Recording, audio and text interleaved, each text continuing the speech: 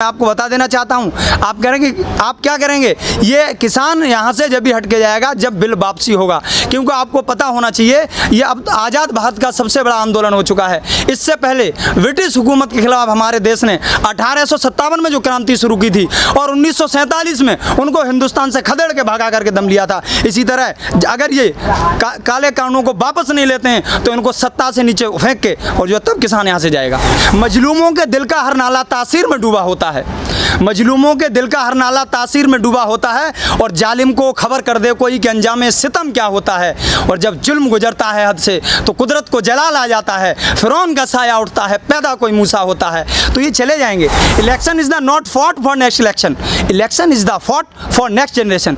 Election लड़े जाते हैं लेकिन वो आने वाले इलेक्शन के लिए आने वाली जनरेशन को, आप आने वाली जनरेशन को क्या देना चाहते हैं? आप उनके हाथों में पत्थर पकड़ा देना चाहते हैं? आप उनके हाथ में बेरोजगारी वाला कटोरा देना चाहते हैं? आप 2 करोड़ का नौकरी का वादा करके आप हिंदुस्तान में 45 साल का सबसे ज़्यादा बेरोजगारी गिरी है, आप क्या दिखाना चाहते हैं? आप क्यों पकड़ के नहीं ला सकते? आप सिर्फ संसद में बैठ कर के कहते हैं कि हमारी विदेश नीति मजबूत है। अगर आपकी विदेश नीति मजबूत होती तो आप लंदन से विजय माल्या का कॉलर पकड़ के ला सकते थे, लेकिन आप जो है विदेश नीति आपकी मजबूत नहीं है। आपको लोग समझ चुके हैं, आप सिर्फ जुमलेबाजी करते हैं और देश जुमलेबाजी से नहीं चलता है। हुस्नो इश्क का संगम देर तक नहीं रहता, हुस्नो इश्क का संगम देर तक नहीं रहता और कोई भी हंसी मौसम देर तक नहीं रहता। और क्यों गुरूर करते हो सत्ता पे बैठकर तुम, ये ऊंचाइयों का परचम ज़्यादा देर तक नहीं रहता। देश की सच्चाई सच छुपने नहीं देंगे। सवाल ये है कि 7 महीने से किसान आंदोलन कर रहा है। इससे पहले भी कई आंदोलन, चर्चित आंदोलन हुए हैं, लेकिन सरकार ने पिछले आंदोलन को भी रिजेक्ट किया था। इस आंदोलन को भी 7 महीने में यही लग रहा है कि रिजेक्ट किया जा रहा। आप लोग फिर भी बैठे हुए धरने पर, किस उम्मीद पर?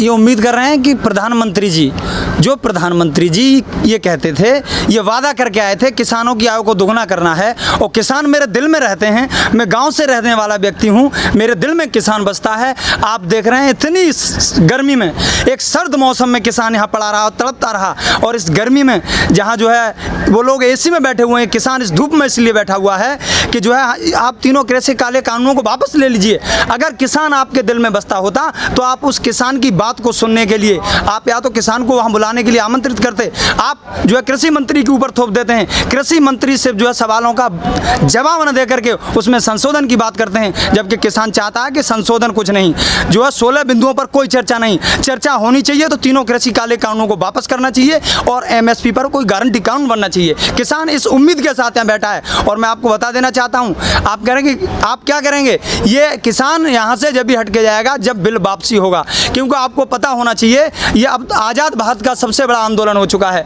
इससे पहले ब्रिटिश हुकूमत के खिलाफ हमारे देश ने 1857 में जो क्रांति शुरू की थी और 1947 में उनको हिंदुस्तान से खदेड़ के भगा करके दम लिया था। इसी तरह अगर ये काले कानूनों को वापस नहीं लेते हैं तो इनको सत्ता से नीचे फेंक के और जो तब किसान यहाँ से जाएगा। ये आप कह रहे हैं, कई किसान बंगाल का उदाहरण दे रहे हैं। 5 राज्यों में चुनाव था, भारतीय जनता पार्टी आसाम में अपनी सरकार बचाने में सफल हुई और बंगाल में 3 से 76 पर पहुंच गई, तो विफल नहीं कहा जा सकता। और भारतीय जनता पार्टी को ये लगता है कि उत्तर प्रदेश में भी हमारी जीत ऐतिहासिक होगी। कल भी आदरणीय प्रधानमंत्री जो हैं वो ऑनलाइन अयोध्या का मुआयना कर रहे थे, तो जहाँ माने धर्म है, जहाँ जुनून है, वहाँ ये आपका कृषि कानून या किसान क्या इसका काट कर पाएगा?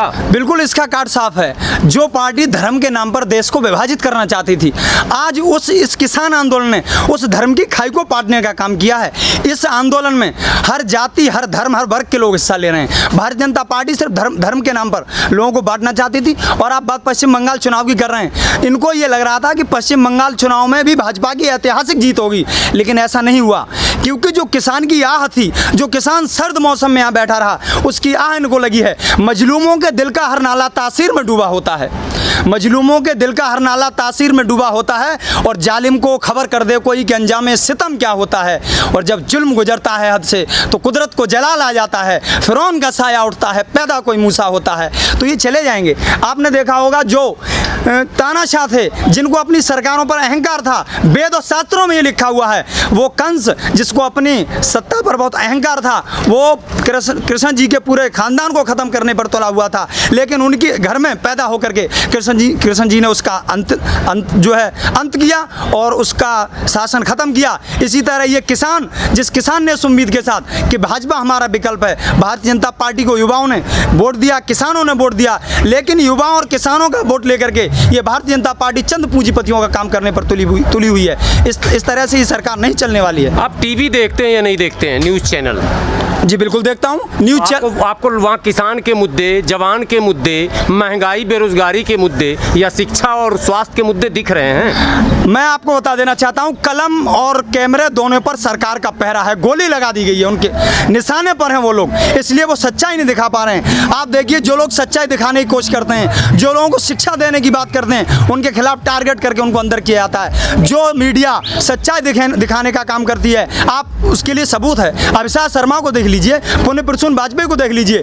जो लोग सच्चाई दिखाते हैं, जो सरकार के तलवे चाटने का काम नहीं करते हैं, उनको जो है ये आरोप लगा करके और उनको जेल भेजने का काम करते हैं। यहाँ एक किसान आंदोलन में एक पत्रकार थे, उनको जो है जेल भेजने का नवनीत पुनिया को काम किया गया।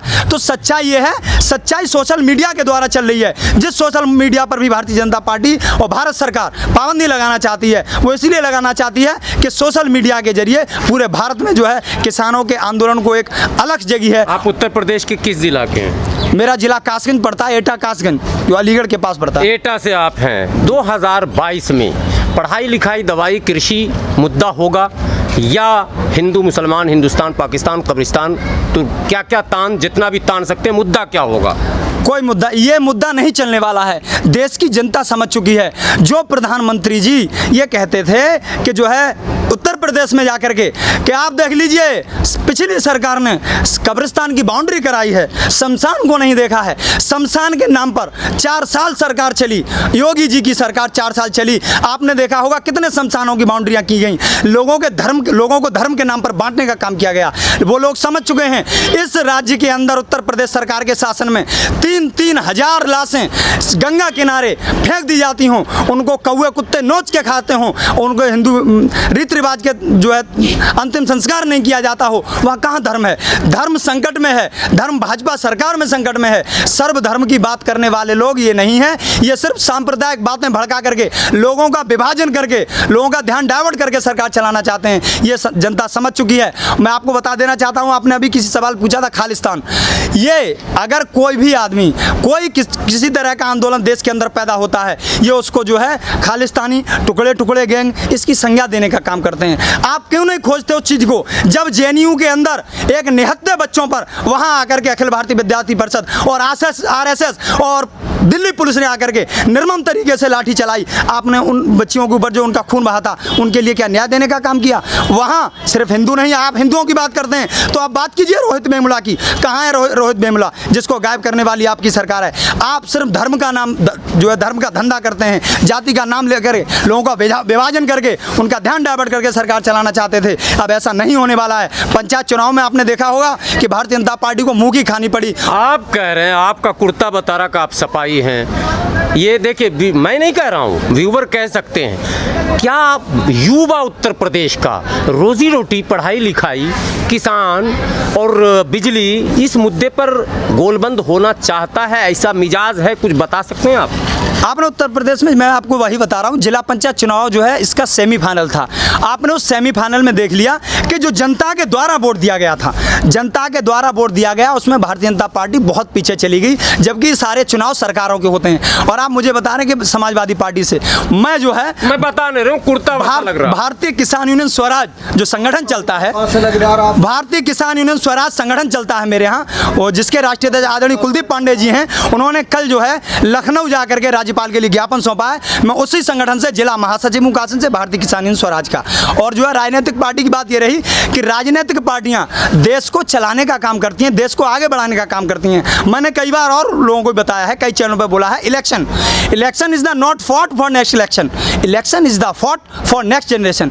इलेक्शन लड़े जाते हैं, लेकिन वो आने वाले इलेक्शन के लिए आने वाली जनरेशन को, आप आने वाली जनरेशन को क्या देना चाहते हैं? आप उनके हाथों में पत्थर पकड़ा देना चाहते हैं? आप उनके हाथ में बेरोजगारी वाला कटोरा देना चाहते हैं? आप 2 करोड़ का नौकरी का वादा करके, आप हिंदुस्तान में 45 साल का सबसे ज़्यादा बेरोजगारी गिरी है, आप क्या दिखाना चाहते हैं? ये जनता जाग चुकी है और आने वाले समय में इनकी हालात बहुत बुरे होने वाले हैं, और ये योगी जी को भी पता चल गया है। काला धन आया ना, काला धन न काला धन आया है, न 2 करोड़ लोगों को रोजगार मिला है, न 14 लाख रुपए मिले हैं। प्रधानमंत्री जी कहते थे कि काला धन विदेश से आएगा, लेकिन उनकी नाक के नीचे से हिंदुस्तान का सफ़ेद धन लेकर के विजय माल्या, ललित मोदी, नीरव मोदी ऐसे लोग फरार हो जाते हैं। इसमें सरकार का षड्यंत्र है, सरकार का प्रोडक्शन मिला हुआ है उनको, वरना आप बताइए कहाँ थी जांच समितियाँ? उनके सामने से ये लोग, उनका इंटेलिजेंस एजेंसियाँ कहाँ बैठी हुई थी जब इनका वीज़ा जारी कर दिया गया विदेश मंत्रालय जाने का? आप क्यों पकड़ के नहीं ला सकते? आप सिर्फ संसद में बैठ कर के कहते हैं कि हमारी विदेश नीति मजबूत है। अगर आपकी विदेश नीति मजबूत होती तो आप लंदन से विजय माल्या का कॉलर पकड़ के ला सकते थे, लेकिन आप जो है विदेश नीति आपकी मजबूत नहीं है। आपको लोग समझ चुके हैं, आप सिर्फ जुमलेबाजी करते हैं, और देश जुमलेबाजी से नहीं चलता है। हुस्नो इश्क का संगम देर तक नहीं रहता, हुस्नो इश्क का संगम देर तक नहीं रहता, और कोई भी हंसी मौसम देर तक नहीं रहता। और क्यों गुरूर करते हो सत्ता पे बैठकर तुम? ये ऊंचाइयों का परचम ज़्यादा देर तक नहीं रहता। अंतिम सवाल, बंगाल का जिक्र बार बार किसान कर रहे हैं, लेकिन बंगाल चुनाव में टिकैत साहब भी गए, किसान के कई नेता गए, मुद्दा जो है वो कृषि नहीं बन पाया। पूरे चुनाव में मुद्दा हिंदू मुसलमान ही रहा, पाकिस्तान और बांग्लादेश ही रहा, घुसपैठिया ही रहा। क्या उत्तर प्रदेश में आपकी तमाम कोशिश हुई, यानी किसान की तमाम कोशिशों के बाद मुद्दा कृषि बन पाएगा? पश्चिम बंगाल से हमारे जो उत्तर प्रदेश की व्यवस्था है वो काफ़ी ज़्यादा अच्छी है। यहाँ के लोग काफ़ी ज़्यादा समझदार हैं, मैं ये भी बता देना चाहता हूँ। यहाँ ये मुद्दा किसी कीमत पर नहीं चलेगा। मैं हर बार कह रहा हूँ, यहाँ आप देख लीजिए, घुसपैठिया नहीं चलेगा मुद्दा। घुसपैठिया कहाँ? घुसपैठिया अगर घुसपैठिया तो आप क्यों आने देते हैं? आपने एक आंदोलन चला था जिसमें आपने ये कहा था कि हम जो है पाकिस्तान, बांग्लादेश, अफगानिस्तान से आए हुए किसी भी जात, मुस्लिम छोड़ के किसी भी जाति का व्यक्ति आएगा उसको नागरिकता देने का काम करेंगे। लेकिन आपने क्या किया? आपने पाकिस्तान के गायक, उसको पद्म श्री का पुरस्कार जो कि मुसलमान है देने का काम किया। आप झूठ बोलते हैं, आप पर्दा डालने का काम करते हैं। शरणार्थी अभी तक मजनू के टीला पे पड़े हैं, ये भी आपको पता होना चाहिए। तो मैं आपको बता रहा हूँ, ये सिर्फ धर्म का ये जो है जुमलेबाजी करते हैं, बोलते कुछ और, इनके सीने में कुछ और रहता है। ये बात राम की करते हैं, काम रावण के करते हैं। रामचंद्र जी ने तो अपनी सत्ता का जो जनता की सुनने के लिए सीता जी को वनवास कर दिया था, लेकिन ये किसान जो मोदी जी, मोदी जी को जिन्होंने वोट दिया, उंगली दबाई मशीन की और उससे जाकर के वो कुर्सी पर बैठे, उस किसान की आवाज़ को नहीं सुन रहे। आप सत्ता के नशे में एंकर मिलाकर आने वाले चुनाव में मुद्दा केंद्र में रोजी रोटी, पढ़ाई लिखाई, कृषि रहेगा या नहीं रहेगा? उत्तर प्रदेश में आने वाले विधानसभा चुनाव में, और उत्तर प्रदेश ही नहीं, उत्तराखंड, पंजाब, जितने भी चुनाव होंगे, हर चुनाव में मुद्दा है बेरोजगारी। उस पर जो है उनको रोजगार दिया जाए, शिक्षा की बात होनी चाहिए। और सबसे बड़ी, अभी आपने देखा होगा कोविड के समय में जिस तरह से लोगों ने चलते हुए सड़क पर दम तोड़ दिया, जो है हेल्थ व्यवस्था, स्वास्थ्य व्यवस्था बेहतर होनी चाहिए, पढ़ाई की बात होनी चाहिए, बेरोजगार लोगों को रोजगार की बात होनी चाहिए। और कृषि, जो किसान है, देश की 70% आबादी किसान है, और ये किसान वो है, इस किसान का एक बेटा जो है सीमा के बॉर्डर पर बैठा है, और एक बेटा हर जो है प्रदेश के पुलिस में है, और एक जो है किसान का बेटा खेत में खड़ा हुआ है, और एक बेटा जो है कल कारखानों को चलाने का काम करता है। अगर ये लोग बैठ जाएं तो देश चलने वाला नहीं है। देश आपके हाथों में सुरक्षित नहीं है। ये देश जब तक सुरक्षित है जब इस किसान का बेटा जो है सीमा पर सजग प्रहरी बनकर देश की रक्षा करने का काम कर रहा है। तो इसलिए आप समझ जाइए, आपने जो बंटवारे वाली राजनीति की थी ये चलने वाली नहीं है। उत्तर प्रदेश में आने वाले विधानसभा चुनाव में देश का युवा, किसान और जितने भी जाति धर्म वर्ग के लोग हैं, सब भारतीय जनता पार्टी को नकारने का काम करेंगे। ये विधानसभा जो है जिला पंचायत चुनाव में आपने देख लिया है, और आने वाले समय में भारतीय जनता पार्टी जो है बिल्कुल ख़त्म होने जा रही है।